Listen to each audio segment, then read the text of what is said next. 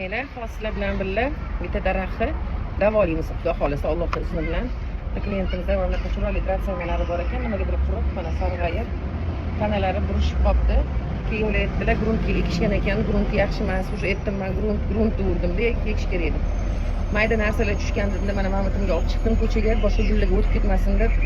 Mana mayda qurtlar, chunki grunt yaxshi emas.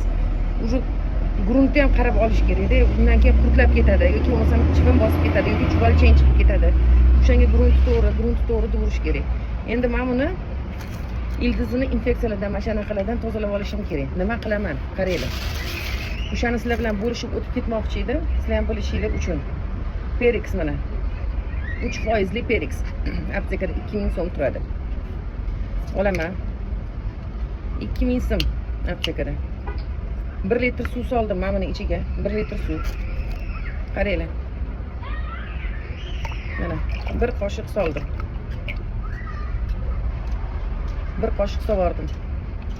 Suvi muzda emas, komnatniy temperatura, muzda ham mana qilib qo'yadi. Mana 1 stolovoy ложка to'la soldim.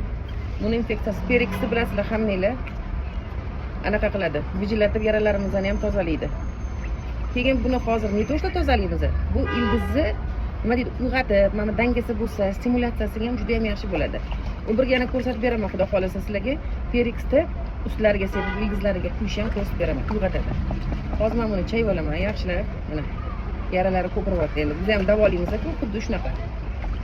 Yaxshilab buni ichiga solib qo'ymayman. Asalni ham oz ishirim. Ichidagi hasharot, mana shu infeksiyalar bo'lsa, olib tashlaymiz, chirindilari bo'lsa. Ildizimiz ham chiribdi o'zi. Bismillah deb ekanmiz, nima qilamiz?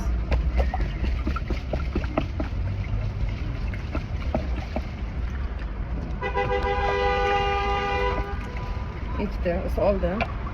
Mana bunda toza suv. Toza suvda chayib olaman. Toza suvda chaydim. Mana qaranglar. Endi buni yaxshilab aktivirovanniy uгольni yaxshilab bearmon sepaman.